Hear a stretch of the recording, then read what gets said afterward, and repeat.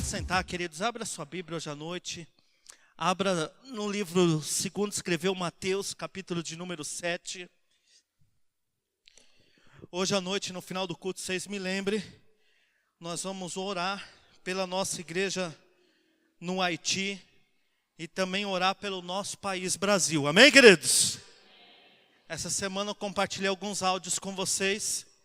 A Bíblia diz que Deus não faz nada sem antes falar com seus filhos. O que nós temos vivido nesses dias na nossa nação, Deus já nos avisou lá atrás. Eu mandei um áudio do pastor Márcio Valadão, que ele gravou num culto um domingo pela manhã, em março de 2016, falando que esse era um tempo de juízo de Deus sobre a nossa nação. E crente, queridos, não tem que ter medo do juízo de Deus. Porque se você tiver com juízo, o juízo de Deus não vai ser peso na sua vida. Amém, queridos? E também eu mandei um vídeo de uma conferência que foi realizada há alguns anos, de que Deus usa uma moça do Canadá para alertar o Brasil do que estava por vir. Então, meus queridos, o que nós temos passado nesses últimos dias? Primeiro, a gente não tem que assustar, porque crente não vive assustado. Crente, ele vive confortado pelo Senhor, mas nós temos que estar em alerta por aquilo que Deus está fazendo. Amém, queridos? Você encontrou Mateus, Evangelho segundo escreveu Mateus, capítulo de número 7. Dani, você acha que consegue achar aquela música lá? Então, vamos. Mateus, capítulo de número 7. Eu não sei se a greve afastou muitos irmãos, ou vocês ficaram com pena de gastar o combustível, hein, gente? Mas vamos lá, Mateus capítulo de número 7, mesmo sentado, mas com toda a reverência. Alguns foram viajar e não voltaram por questões de combustível.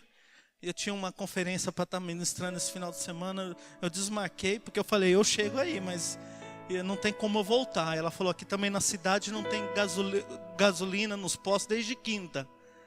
Então eu falei assim, então é melhor ficar por aqui mesmo. Você encontrou, queridos? Mateus capítulo de número 7. Antes de ler o texto, por que eu quero dizer isso, queridos? Sabe por que eu gosto da Bíblia? Ela não é igual uma biografia. Por exemplo, se você pegar os livros de biografia, Bush, seja lá de quem for, normalmente os livros de biografia, ele vai compartilhar apenas as vitórias, ou se ele compartilhar as derrotas, ele compartilha diante das derrotas também a vitória. Ou seja, o livro de biografia, ele tem o seu intuito principal de, às vezes, tentar mascarar as coisas como que ela é. A Bíblia, ela é um livro não escrito só apenas com excelência, mas um livro assim muito aberto. Por quê? Porque ela narra a vitória, narra o fracasso também, narra os desastres, narra também as reconstruções e uma série de coisas. Então, por exemplo, agora que nós, como povo brasileiro, temos passado por esses dias de ajustes, eu recorro à Bíblia e começo a olhar quantas cidades precisaram ser reconstruídas, ou precisaram ter um novo governo, que tiveram seus reis destituídos, que tiveram que refazer a sua história. E eu estou lembrando aqui de Jericó. Você lembra quando Jericó teve os seus muros derrubados? Eu estou lembrando aqui de Jerusalém, quando foi totalmente destruída. Eu estou lembrando aqui de várias cidades que foram destruídas, e Deus sempre levantou uma boca dele através de um profeta para reconstruir a cidade em nome de Jesus Cristo. Amém, queridos? E o que nós temos que, assim, ficar feliz é que se Deus permite, é porque Deus ama aquele povo. A palavra do Senhor diz que Deus, ele corrige os que amam. Então, se Deus corrige uma pessoa e corrige uma nação, não é para a gente olhar com maus olhos, por mais que nós talvez estejamos fazendo coisas aos nossos olhos errôneas, que estejam desagradando a Deus, mas olhar com os bons olhos, porque Deus tem algo para fazer através desse caos, que nós podemos considerar caos. Talvez o que você está passando seja um caos para você e não seja para mim.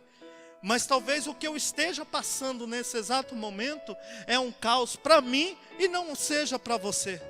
Mas todos nós temos os nossos caos no decorrer da história. E todos grandes sucessores surgiram em meio ao caos. Eu não sou favorável a Disney por questões espirituais e nenhum personagem. Eu, particularmente. E eu até recomendo, se alguém vier falar para mim, eu falo assim, não vai, filho. E eu tenho umas experiências que eu passei na minha casa, espiritualmente falando, que vocês podem até compartilhar com a pastora, que prova o que nós já acreditávamos em relação a isso. Mas, por que eu estou dizendo isso? Só para citar. Se você ver a história do Walt Disney, né, ou do parque da Disney, ele surgiu como? No meio de um caos. Já que vamos fechar, vamos baixar o preço, vamos fazer isso. É a última semana e de repente houve um boom e dali surgiu algo grande e poderoso. Se você estudar a história, por exemplo, da Vox, quando eu estava na faculdade, eu lembro que nós tínhamos que apresentar a história de uma empresa. E um grupo havia apresentado a história da Vox. A Vox, ela explodiu com a venda do Fusca. Os primeiros conhecidos como Zé do Caixão. E poucos sabem disso, mas quem inventou o Fusca, preste bem atenção, quem inventou o Fusca foi o Hitler. Nós precisamos de carro que esteja tração, que suba morro, desça, que não precisa pôr água e tal. Foi ele. A Vox pegou, custou, propagou, e hoje o Fusca, por mais que ele saia de linha, não seja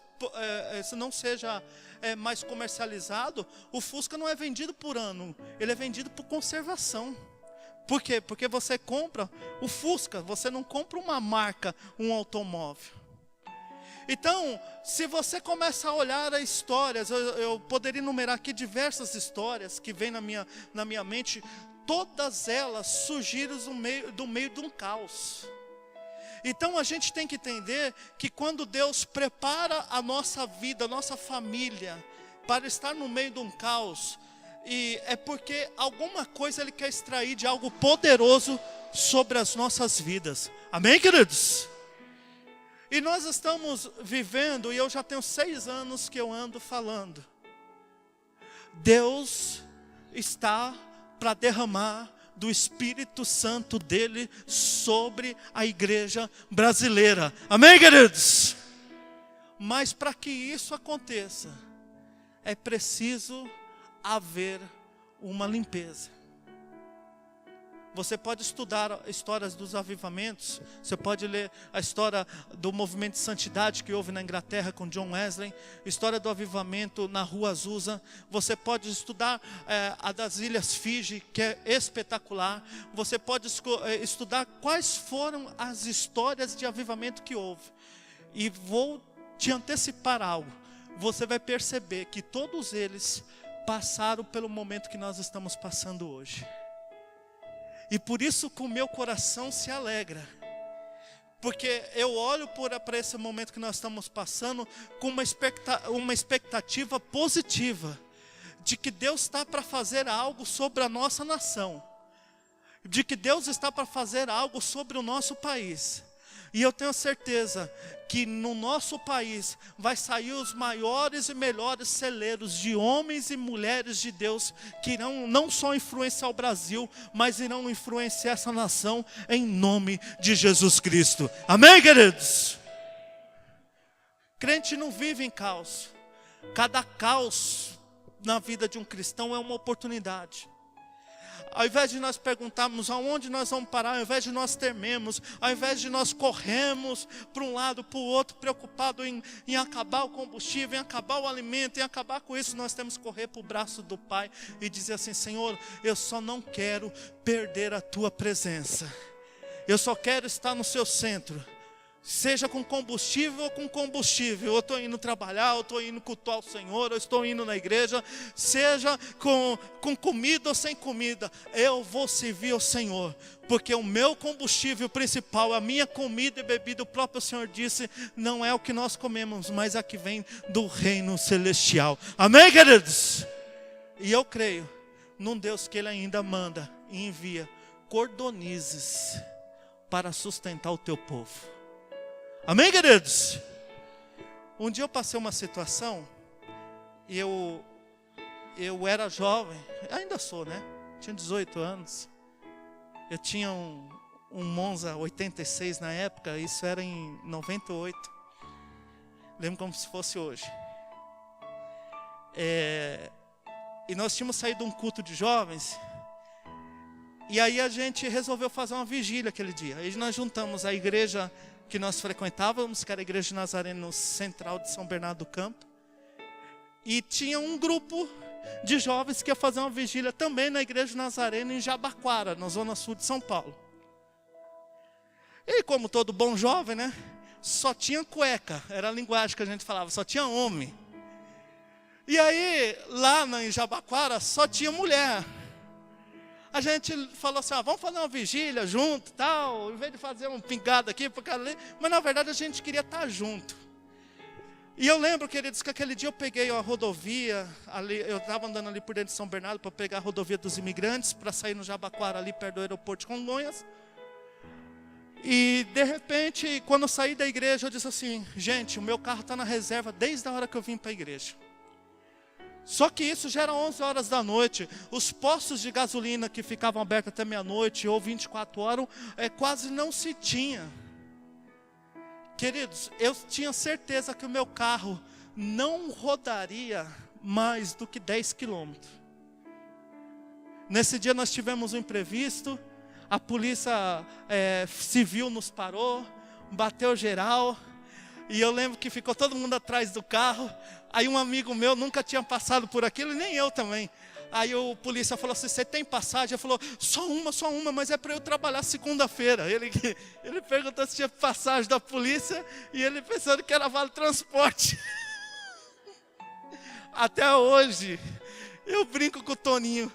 Falei, aí Toninho, você tem passagem? Para com isso! E ele nervoso, Toninho, mais velho, nunca tinha passado por aquilo, falou, moço, eu só tenho uma, mas é para eu trabalhar de segunda. É lógico que na hora a gente ficou um pouco tenso, mas quando a gente entrou dentro do carro, a gente foi dando muita risada. E eu lembro, queridos, que nós andamos muitos quilômetros aquele dia para chegar até Jabaquara. E sabe quando o combustível, o carro apagou? Eu não vou dizer quando o combustível acabou, mas quando o carro apagou, porque o combustível já tinha acabado. Quando eu entrei dentro de um posto de gasolina já em São Paulo. E quando eu parei de frente à bomba, o carro fez assim. Uou. Essa foi uma das minhas primeiras experiências de milagre diante de Deus. Um Monza 86, a álcool, na reserva, gente. A gente sabe que não anda muito. O que eu quero dizer com isso? Às vezes eu percebo as pessoas agitadas, e você deve ficar um pouco precavido, sim. Eu não vou ser imprudente, eu enchi o tanque do meu carro essa semana. A gente tem que estar precavido, mas a gente tem que entender que mesmo em meio ao caos, a nossa segurança está no Senhor dos Exércitos. Amém, queridos? Amém, queridos? Por que a nação hoje, na sua maioria, ela está preocupada, sem saber no que vai dar? Primeiro, aumenta um pouco o retorno para mim, fazendo um favor, Daniel. eu cresci ouvindo que famílias fortes, igreja forte, cidade forte, sociedade forte, país forte e nação forte. Em 98, quando aconteceu tudo isso, nós éramos em aproximadamente 18 milhões de cristãos no Brasil. Hoje, segundo a última estatística do IBGE, nós somos em quase 50 milhões de cristãos protestantes no Brasil. Se nós éramos 18 e hoje nós somos 50, automaticamente, fazendo uma leitura, era para nós termos nos tornado do quê? Pessoas melhores, você concorda? Sociedades melhores. Mas para quem é da velha guarda aqui, não vou dizer muito tempo, 15 anos, 20 anos, sabe que a qualidade de cristão nesta época era muito diferente da maioria que nós temos hoje.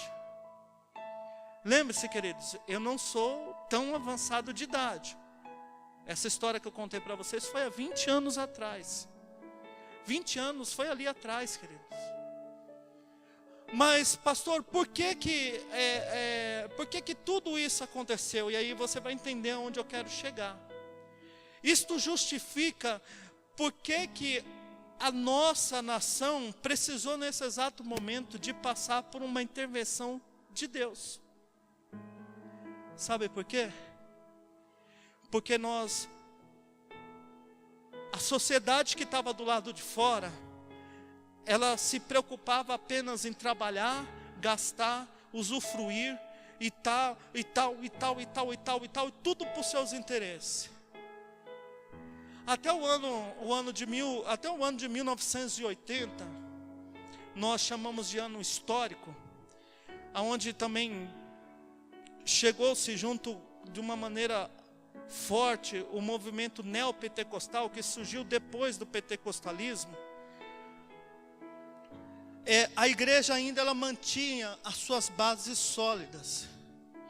Com a chegada da teologia da libertação e junto com ela a teologia da prosperidade, eu não sou adepto à teologia da prosperidade, mas também não sou adepto à teologia da miséria. Porque tem gente que fala assim, não, porque tem que andar de pé, tem que não sei o quê, porque que não tem... Gente, tem muita gente que se encosta na igreja. Às vezes eu vejo a oportunidade de trabalhar, oportunidade de crescimento, mas a pessoa, o que ela faz? Ela se encosta, às vezes não quer trabalhar, e acha que a igreja, quando eu digo igreja, eu digo o povo, ela tem obrigação de sustentar ela. Isso chama a teologia da miséria. Aí, por exemplo, aí você pega a Dani que trabalha lá 10, 12 horas, lá, não sei quantas horas, mas vamos dar um exemplo aqui, lá na ótica. Você pega lá o Carlinhos, que ele aposentou de um trabalho, agora ele exerce um outro para poder manter a família, poder construir tal. E a pessoa que está encostada acha que ele tem obrigação. Não, ele comprou, o Carlinhos comprou um carro zero agora. Isso ele não olha para os irmãos. Que é isso? A igreja de Pentecoste, a igreja dos primeiros séculos, diz que dividia tudo em comum. Sim, dividia tudo em comum, porque todos estavam em comum acordo, vivendo uma vida de comum acordo. Se é para trabalhar, todo mundo vai trabalhar. Se é para fazer isso, todo mundo vai fazer. Não havia diferença. Eu trabalho, você não trabalha. Eu não quero trabalhar, você vai trabalhar, mas você tem que dividir comigo. Então, também não sou adepto à teologia da miséria. Olha lá o irmão com carro novo. Olha lá, eu não estou nem dizendo pastor, estou dizendo irmão, que não sei o quê. Mas quantas conquistas, quantos esforços, quantas noites sem dormir, noites estudando. Essa semana ouvi uma mensagem de uma moça, de uma membra da nossa igreja que está no Canadá faz 6 anos. E ela disse assim, gente, eu estou tendo que refazer a minha vida. Aos 45 anos, Hoje eu tenho um filho de 12 anos. Eu vim para o Canadá, eu enfrento 2 horas de transporte de metrô todos os dias para chegar na faculdade, estudo o dia inteiro, volto. Como é um país de primeiro mundo, eu tenho a oportunidade de trabalhar o final de semana direto, 16 horas aos domingos, sábado, para poder manter meu filho, para poder pagar a pós-graduação, para poder fazer isso, dar um futuro digno. E ela diz assim: quando eu cheguei aqui, eu ia dormir 1 hora da manhã e acordava 5 horas da manhã todos os dias, achando, eu só durmo 4 horas. Ela disse assim: hoje eu vou dormir às 3 e tenho que acordar às 5. Eu durmo 2 horas por dia. E ela, na universidade que ela está, ela é a única que trabalha. E os psicólogos da universidade falam assim: a gente quer acompanhar você de perto, porque a gente quer saber como é que você aguenta. Porque um ser humano não aguenta. E ela não tem opção, querido. Ela foi para o Canadá pensando nos estudos dos seus filhos, pensando na melhora de tal. Agora, eu não acho justo uma pessoa que está hoje semeando para poder colher um futuro promissor, e de repente o período em que ela estava sacrificando, existiam outras pessoas que tinham outra oportunidade, mas decidiram não fazer nada, trabalhar. E lá na frente vão dizer assim: ela tem que repartir o pão comigo. Vocês acham isso justo, queridos? É justo ou não é? Então nós temos que ter o equilíbrio. E nós crescemos nessa desigualdade social. Por que eu estou dizendo isso? Porque a teologia da prosperidade, ela entrou de tal maneira dentro da igreja, porque quem estava trabalhando para conseguir, pensando só em dinheiro do lado de fora, só dinheiro, com a teologia da prosperidade, ele diz assim: opa, aqui dá para servir a Deus, porque eu continuo com as mesmas obsessões, mas diferente. Deus tem que me dar. Deus tem que não sei o quê. Você está entendendo o que eu estou falando? Eu acredito que nós vamos comer o melhor dessa terra, amém, queridos? Mas não é isso que vai me motivar a seguir a Jesus Cristo. O que vai me motivar a seguir a Jesus Cristo é minha vida no altar. Obrigado, meu querido. Por que eu estou dizendo isso? A igreja, ela cresceu em templos, cresceu em números, ela cresceu em adeptos. A igreja hoje está cheia, mas de pessoas vazias. Eu lembro que os nossos acampamentos de jovens e adolescentes, as nossas brincadeiras e dinâmicas eram bíblicas. A gente começava a estudar 2, 3 meses antes, 1 ano, começava a estudar a Bíblia, para que a gente pudesse ir bem no retiro, porque as nossas dinâmicas eram bíblicas. Quem escreveu o livro do Tiago? Quem eram os irmãos de Jesus? Quantas vezes o galo cantou antes de Pedro negar? Quantas vezes? Quanto? Não, o galo cantou só uma. Pedro que negou 3, está vendo? A gente precisa nos afirmar, querido. Eu falei alguma besteira? Quantas? O galo não cantou uma? Então, eram coisas que iriam estimular, e a gente tinha um cuidado de não ler, mas de prestar atenção, para quando vier essa pergunta. Eu lembro que era assim, ó, e eu ganhava sempre todas. Antes de terminar a pergunta, eu já estava lá. Em fração de segundo, eu disse: eu tenho que formular a pergunta. E se errar, será torta na cara. Então, queridos, hoje, o que está acontecendo? Eu vim aqui, pastora, eu vim atrás da minha bênção.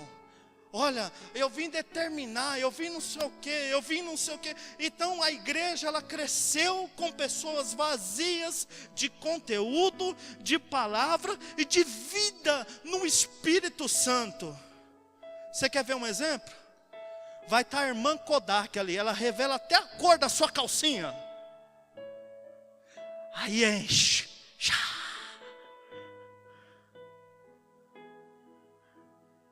Nós terceirizamos a nossa vida no Espírito. Meu queridos, eu creio muito em dom de revelação, profecia. Eu não tenho nenhum problema com isso. De vez em quando Deus até me usa. Mas o que eu quero dizer para vocês é que eu não preciso desses amuletos para seguir a minha prática de fé cristã.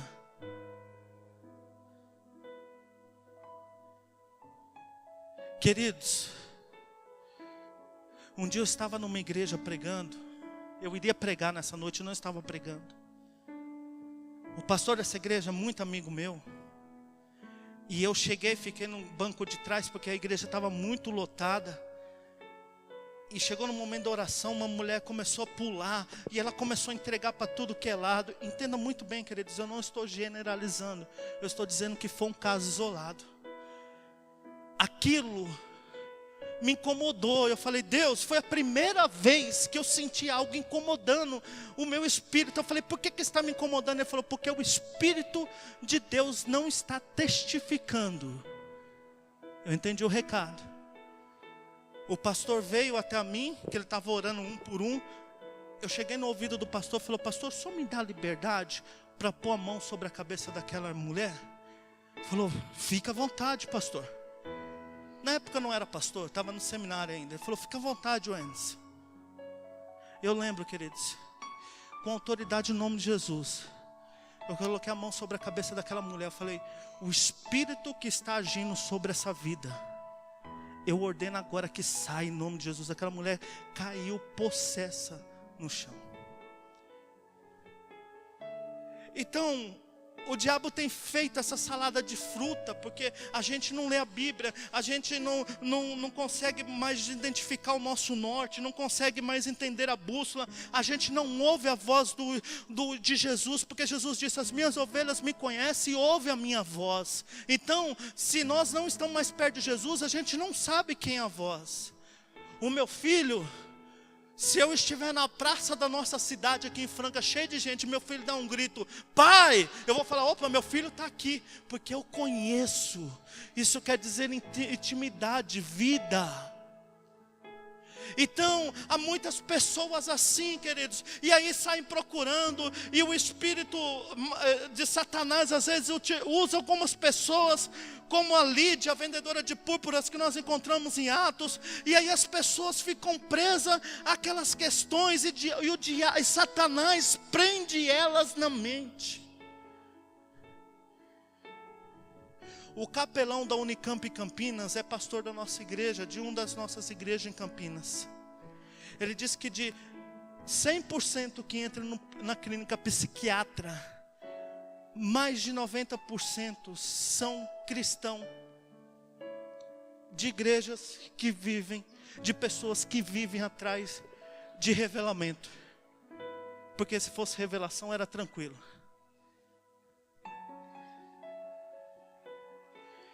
E hoje, queridos, eu gostaria de fazer essa introdução como pano de fundo da nossa mensagem. Deus está sacudindo a nossa nação. Amém, queridos? E sabe qual é o objetivo principal dele? Pode gravar aí. Depois que ele varrer os políticos, ele vai entrar no meio da pastorada. Eu sei o que eu estou dizendo.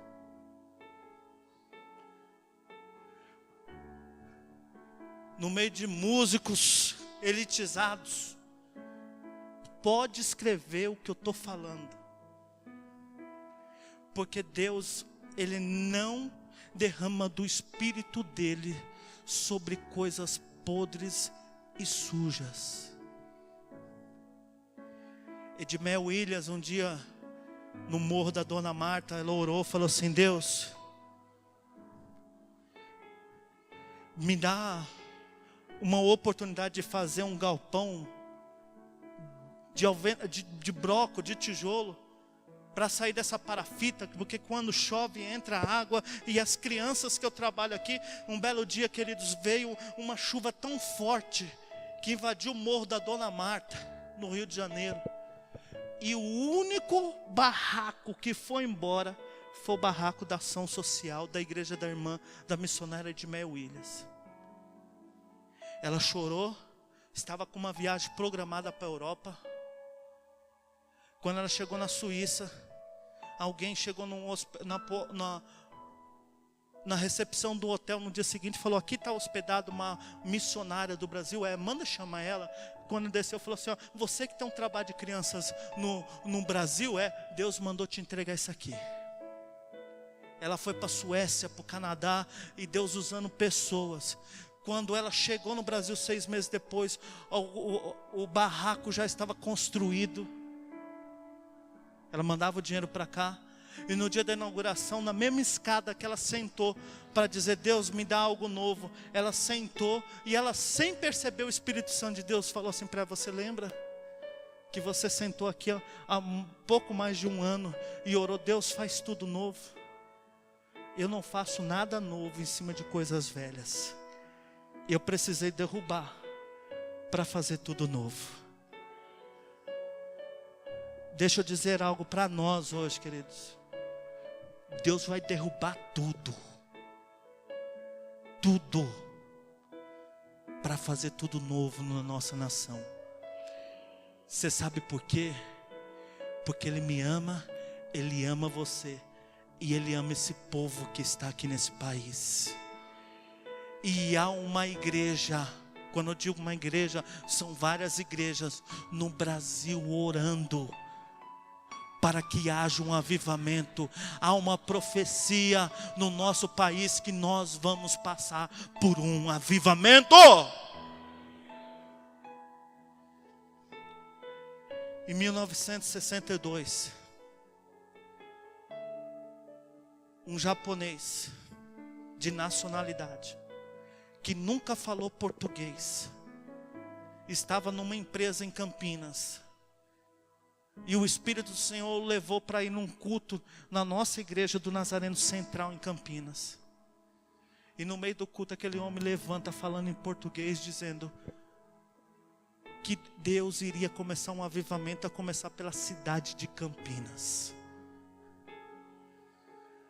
Meu querido, nós já estamos à porta. Nós já estamos à porta. E como nos preparar para isso, pastor? Se você não se preparou até agora, hoje você tem que rever os seus conceitos.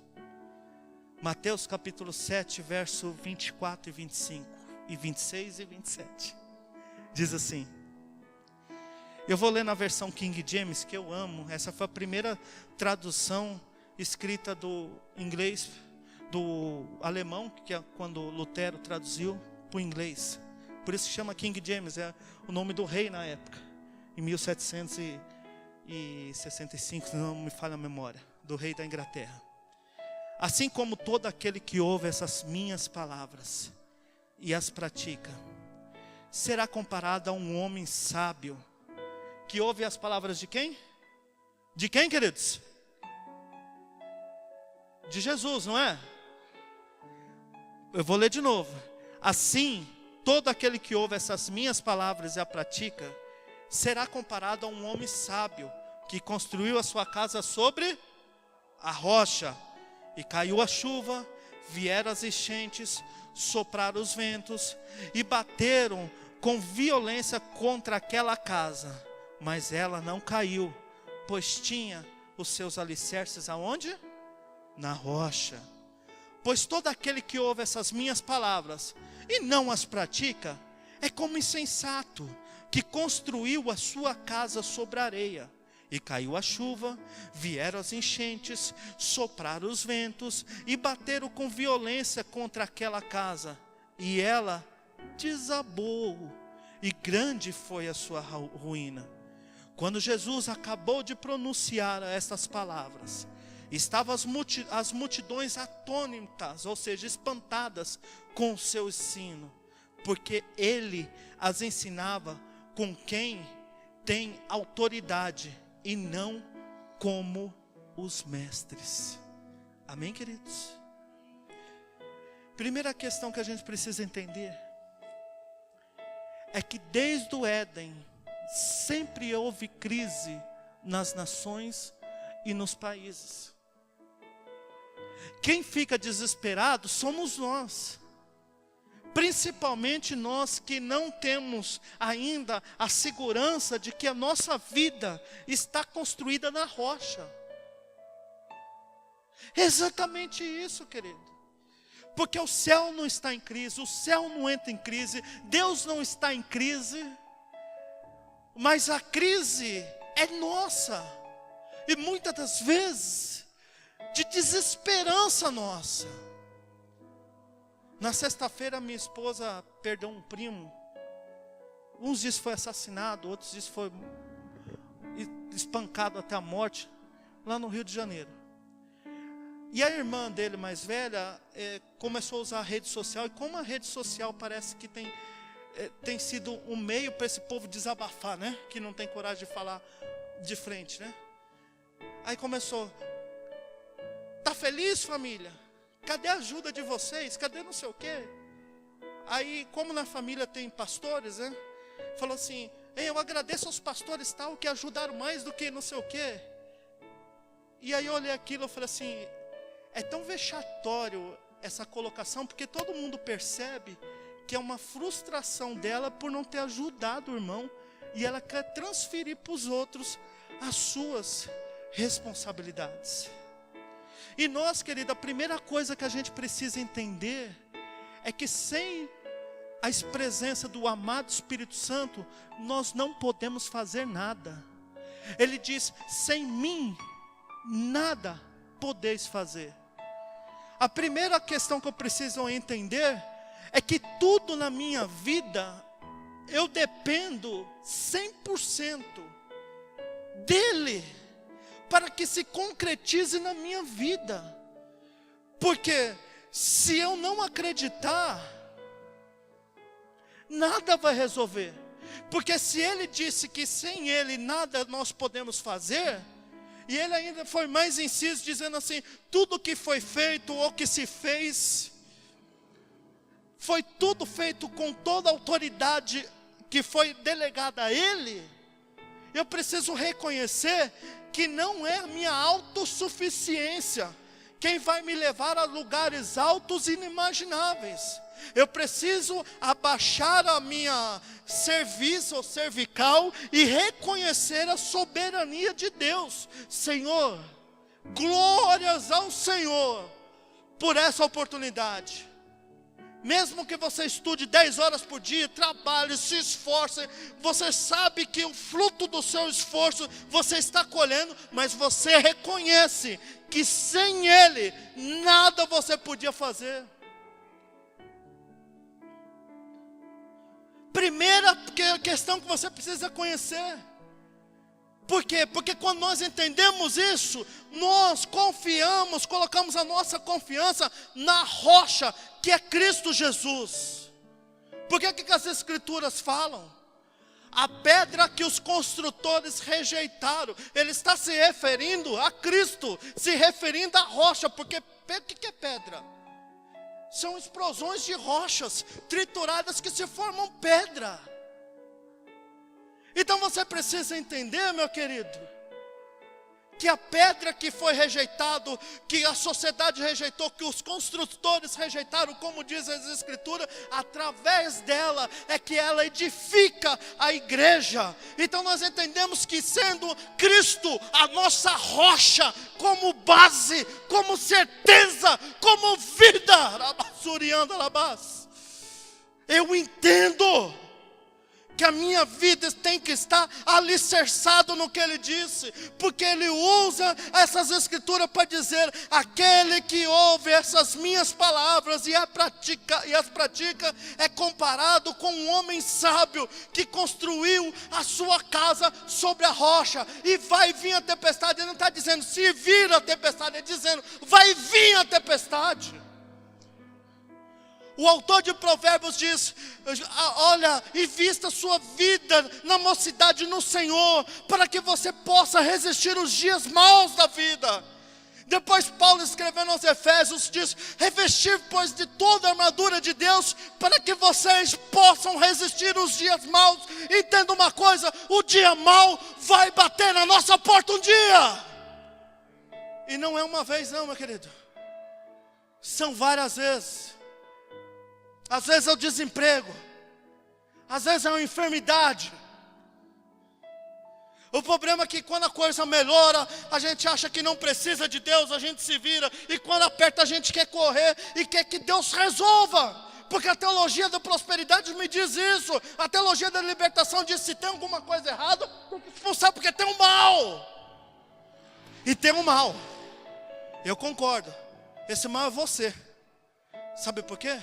Porque você não semeou quando você deveria semear. E quando chegou a tempestade, sabe o que você está colhendo? Provérbios diz que aquele que planta vento, colhe tempestade. Ele não colhe vento, ele colhe tempestade. E a minha questão é o que você está semeando, como você está se comportando diante da rocha. Ah, está uma maravilha, amém. Então aproveite esse momento bom da sua vida, para você poder continuar semeando uma boa semente num solo bom, para que quando chegar os dias da adversidade, como nós temos vivido no nosso país, você possa resistir, porque você tem estoque, você tem semeadura, você tem a promessa da palavra de Deus, e Deus é fiel para cumprir a sua palavra.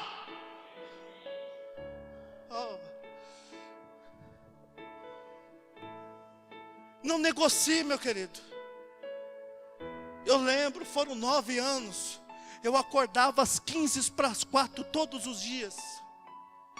Eu tomava banho. Lógico que eu tomava banho, né? Senão ninguém aguentava, solteiro ainda. Saía de casa 4:10.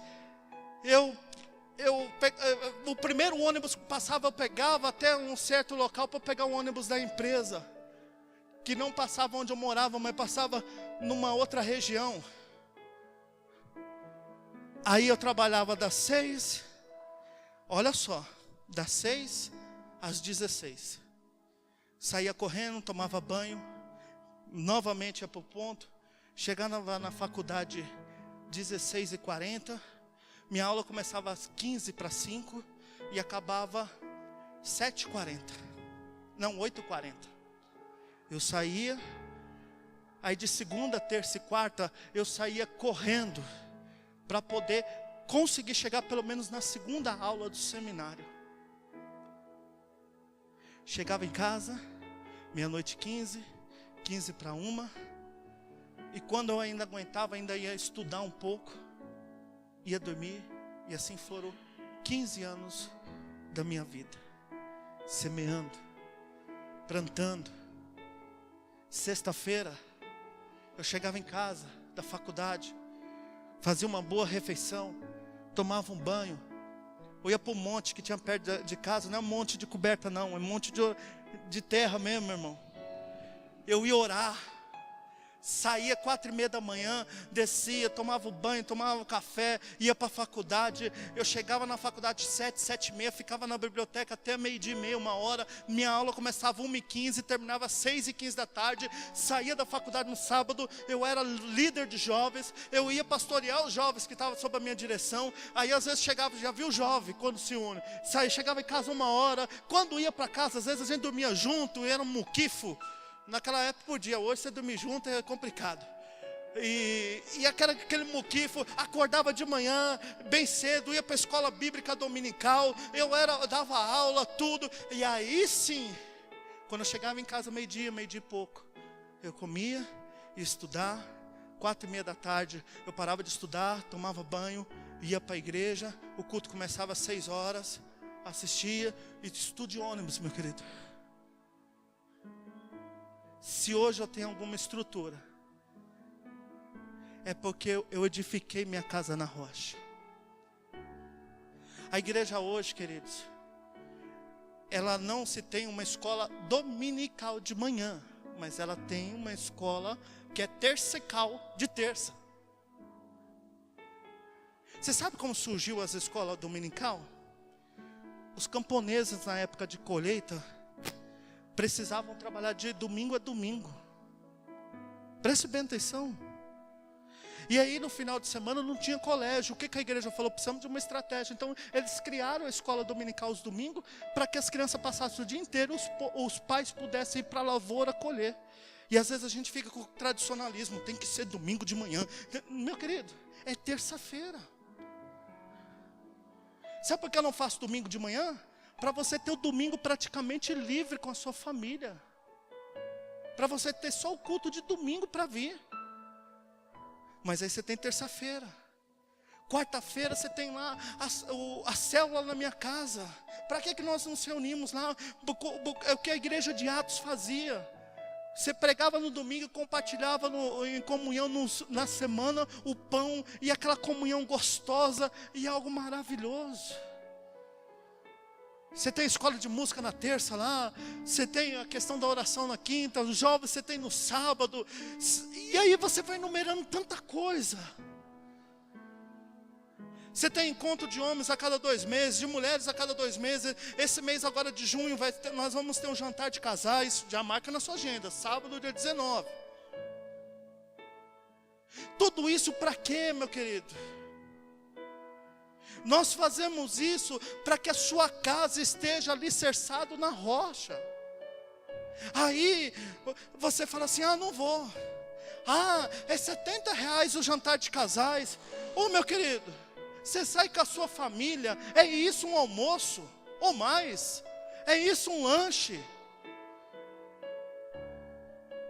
Você vai levar seu carro para fazer a manutenção, você não gasta menos do que R$200. Só para o mecânico pôr a mão é 100, 120, 150. E a gente não quer investir na nossa vida. E a gente acha que não dá, as coisas de Deus em último plano, tal. O que você está dizendo assim, eu não estou preocupado com a minha casa na rocha. E quando o dia da adversidade vem, o vento vem, como diz aqui Jesus em Mateus, aí a gente corre desesperado e queremos uma solução para ontem, mas não tem como, meu querido. Se o Senhor disse que Ele não faria nada sem antes comunicar aos seus filhos, com certeza Ele teria comunicado a você antes que algo estava para acontecer.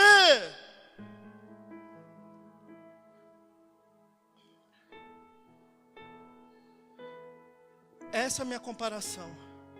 Se nós de 18 milhões, hoje somos um pouco mais de 50 milhões, e as igrejas estão inchadas de pessoas vazias, e a nossa corrupção, em vez de diminuir, aumentou.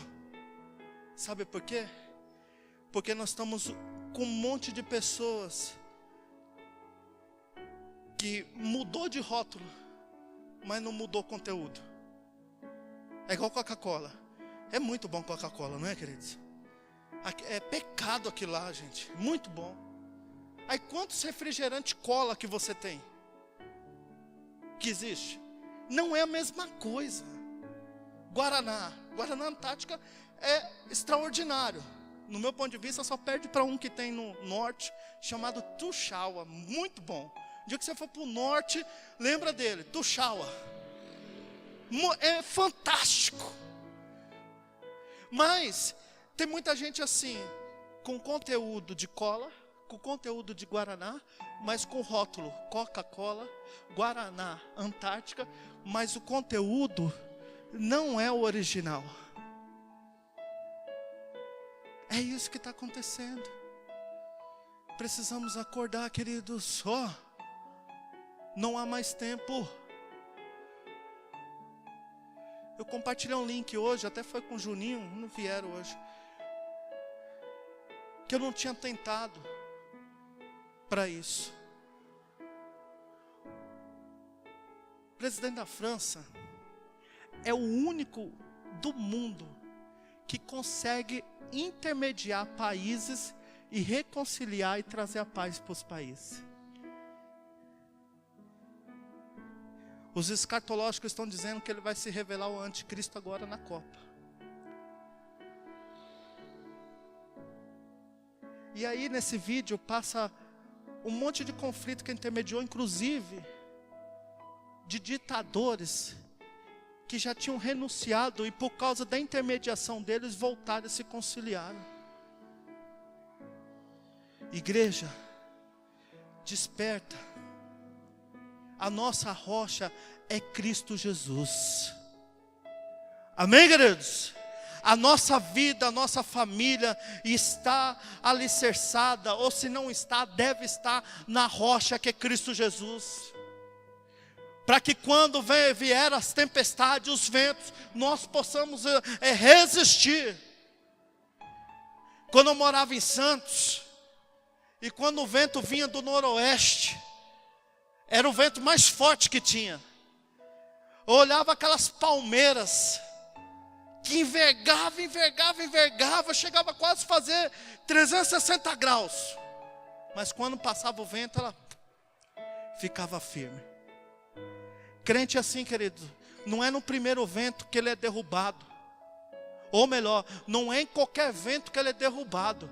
Se ele está ali com a sua casa alicerçada na rocha, pode vir vento, pode vir tsunami, pode vir o que for, a sua vida e a sua família vai estar firme, porque o que nos sustenta é Cristo Jesus. Salmo 127:1 diz assim: se o Senhor não edificar a casa, em vão trabalham os que nela edificam. Amém, queridos? E para eu fechar, e eu tenho 5 minutos apenas, eu quero falar sobre a família alicerçada na areia. Na Itália tem uma torre muito conhecida como Torre de Pisa. Ela é um exemplo claro. Ela foi construída, e os arquitetos sabiam disso, e sabiam do risco que era, em cima da areia. E ela começou a inclinar a ponto de correr um sério risco de desabar. E aí os engenheiros conseguiram dar uma levantada, colocar as bases, tudo, colocar ela no prumo, mas mesmo assim, o prumo ficou em cima da areia. E até hoje, essa torre, ela é inclinada, se não me falha a memória, em 19 graus. Você pode entrar no Google aí da vida que você vai ver. E ela é conhecida hoje como a Torre Inclinada Pisa. Queridos, aonde você está construindo a sua história, a tua vida e a tua casa? Areia é símbolo de incerteza, de inconstância e de instabilidade. Você precisa ser constante. Domingo é o dia do Senhor. Esse horário é um compromisso que eu tenho com Deus. Olha, de terça-feira eu tenho um compromisso com o Senhor. É 1 hora de estudo, é meu compromisso. Me permite aqui, Thaisa. A Thaisa, a última visita que eu fiz para ela, ela compartilhou que a chefe dela chegou 1 hora e falou assim: não quero saber, agora vocês vão ter que trabalhar. Então, determinada, ela falou: esse dia e esse horário eu não trabalho, porque eu tenho um compromisso com Deus. Foi assim, filha?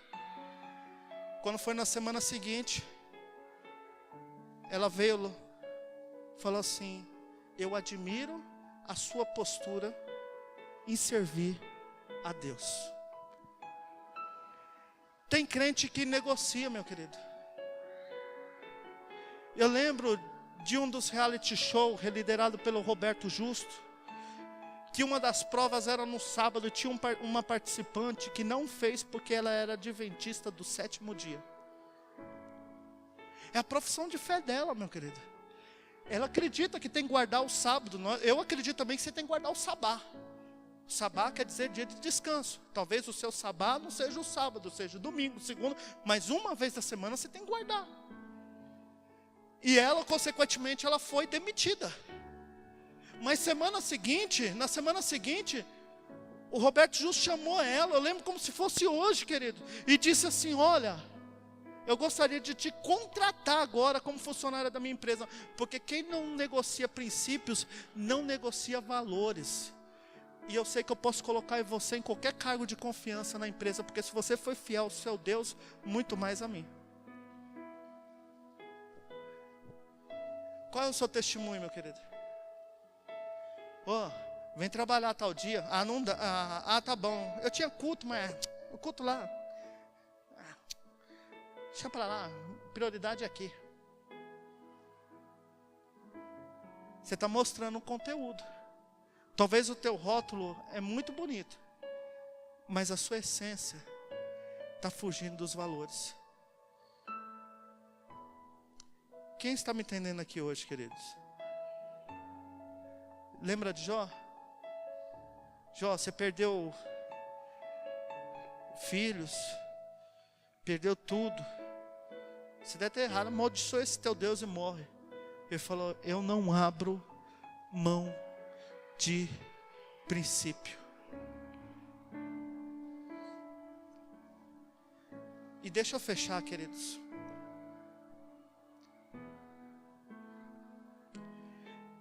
Querido, você deve. A Bíblia diz, a ninguém deveis nada senão o amor. Põe seus compromissos em dia.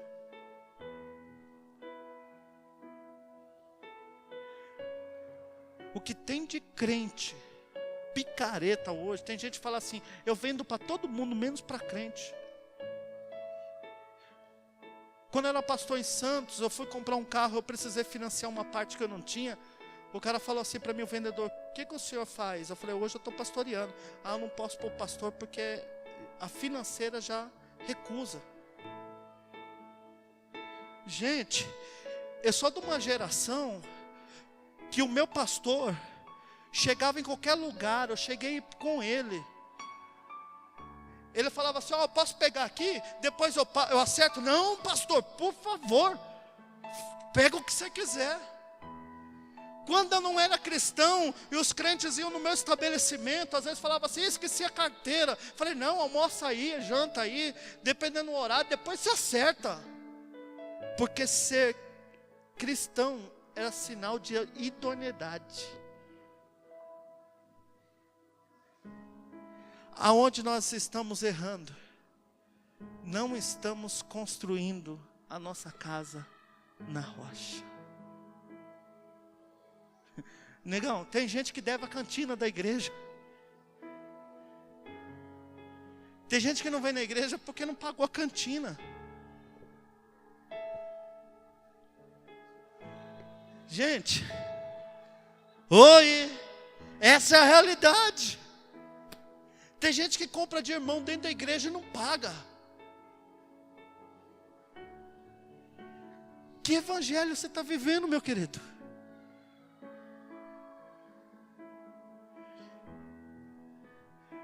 Eu pus um negócio para vender um mês passado. Alguém falou assim, nossa pastor, o senhor está vendendo? Eu falei, estou. Falou, estou precisando, eu entendi o recado. Na hora de eu comprar, eu tenho que pagar. Mas pela minha postura de eu ser pastor, a pessoa acha que eu tenho que dar. É geração de inversão de valores. Queridos, põe tua casa em ordem. Para que você venha viver o sobrenatural, você precisa colocar o natural em ordem. Paga suas contas, paga o seu compromisso. Se for ter que andar de ônibus, ande de ônibus, mas pague as contas. Se for para sair de uma casa boa que você mora e for para uma casa menor ou uma edícula, vá. Eu lembro, nós morávamos em Santo André, nossa casa tinha 7 cômodos. Meu pai começou a construir, o negócio começou a apertar. Sabe o que o meu pai fez? Ele construiu um porão onde é a casa dele até hoje. A casa do meu pai são 3 andares.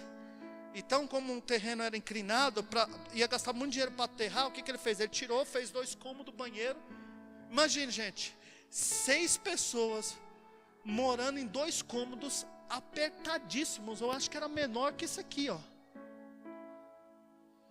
Mas para não ficar devendo nada para ninguém, meu pai falou, a gente reduz. Lógico que a gente teve que dar muitos móveis, mas nós moramos lá por longos 5 ou 7 anos, até meu pai conseguir levantar a casa. Mas eu nunca vi um credor ir na porta de casa cobrar o meu pai. Nunca. Querido, caráter não tem a ver com ser cristão. Para você ter caráter, você tem que ser homem ou mulher. Mas, claro, que você sendo cristão, o mínimo que você tem que ter é caráter. Eu posso chegar em qualquer cidade que eu morei. Por exemplo, se eu for para Santos amanhã, eu posso bater nas imobiliárias onde eu já aluguei imóvel para a igreja, aluguei imóvel para mim. Eu não preciso nem de fiador. Por causa da idoneidade e da integridade que eu gerei com os meus compromissos. Nós precisamos resgatar isso. Por isso que a gente se sente envergonhado, que os primeiros escândalos na Lava Jato foi pastor, bispo com dinheiro na cueca. Aí o diabo fala assim, se o seu pastor roubou, aí o cara o que usa? Se até meu pastor rouba, eu também, por que eu não posso roubar?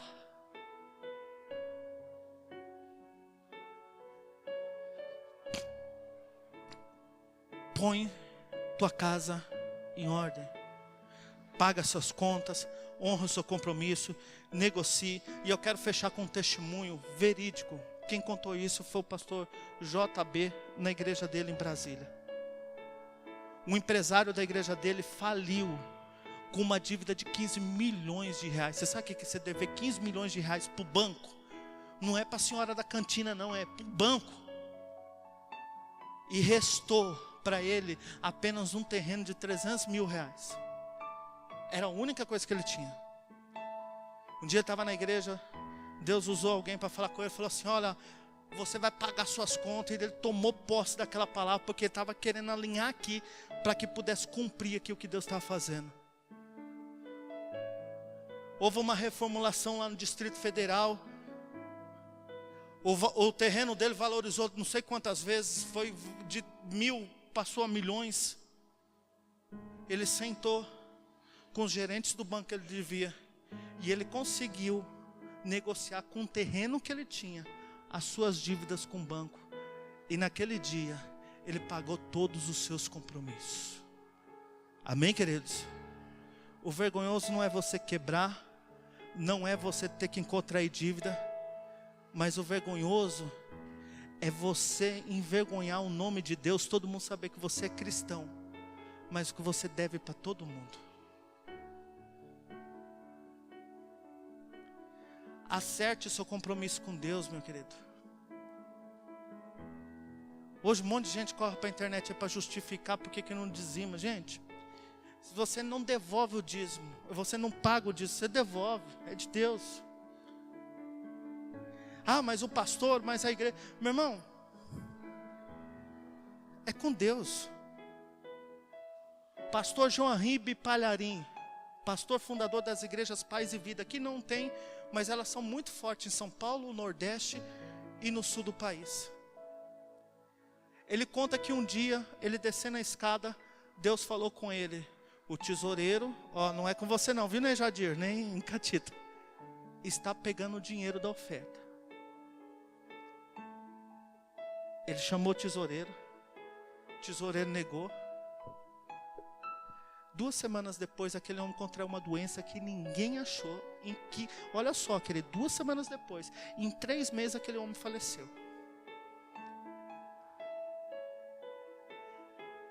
O dono da igreja, ele ainda está vivo, meu querido. Amém? O mesmo que está mexendo nessa nação, é o que está de olho na igreja dele. Se um pastor, ou seja lá quem for, fizer alguma coisa errada, não é você que vai fazer alguma coisa, fique tranquilo, o próprio Deus vai direto na pessoa.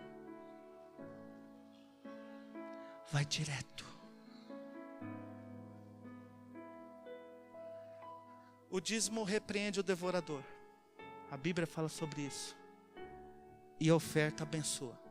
Eu vejo gente rifando o dízimo. Onde eu vou dar meu dízimo esse mês? Vou dar uma parte ali, Não, gente. A Bíblia diz, trazei o dízimo à casa do Senhor. Um dia alguém chegou aqui para mim e falou assim, pastor, eu sou de outra igreja, eu queria dar o dízimo aqui. Eu falei assim, meu querido, você não come no McDonald's e pega a conta no Habib's.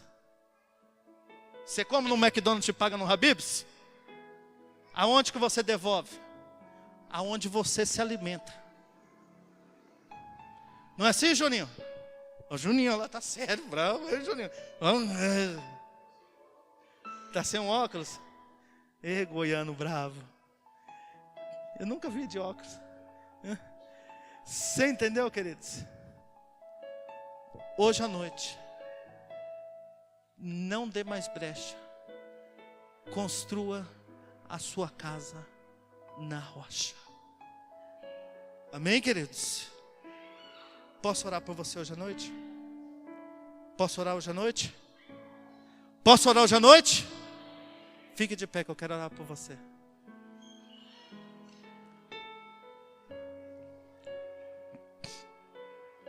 Amado Espírito Santo, nesta noite, ó Pai, nós queremos primeiramente refletir, ó Pai, o que está na nossa vida. Às vezes nós temos falhado por negligenciar a ouvir a Tua voz e praticar. A Tua palavra foi muito clara aos nossos corações quando diz: aquele que ouve as minhas palavras, e não basta apenas ouvir, mas as praticar, ele é comparado ao homem sábio, que edificou a sua casa sobre a rocha. E veio o vento e a chuva, e sopraram, e bateram contra ela, e ela não caiu, porque tinha os seus alicerces firmados na rocha. Hoje à noite, ó Deus, nós firmamos os nossos pés na rocha que é Jesus Cristo. Nós queremos, ó Pai, não mais negligenciar valores, porque como nós vamos saber o que temos que aprender se nós não viermos nos estudos, não ouvirmos a palavra e a praticar, não investir no nosso casamento, com os encontros de casais, na nossa função como homem, que são nos encontros de homens, e quantas outras ferramentas que esta igreja oferece para nós, ó Pai. E nesta noite, ó Deus, com a autoridade que há no nome de Jesus, levanta homens e mulheres nesta igreja que irão não só alicerçar, mas ser colunas fortes na vida desta igreja, dessa cidade, dessa sociedade. Foi através de homens e mulheres fortes que o Senhor trouxe um grande mover do Teu Espírito, de um grande avivamento sobre esta nação. Faça de novo no nosso meio. É o que nós oramos nessa noite e agradecemos, em nome de Jesus. Amém, queridos? Aplauda Jesus.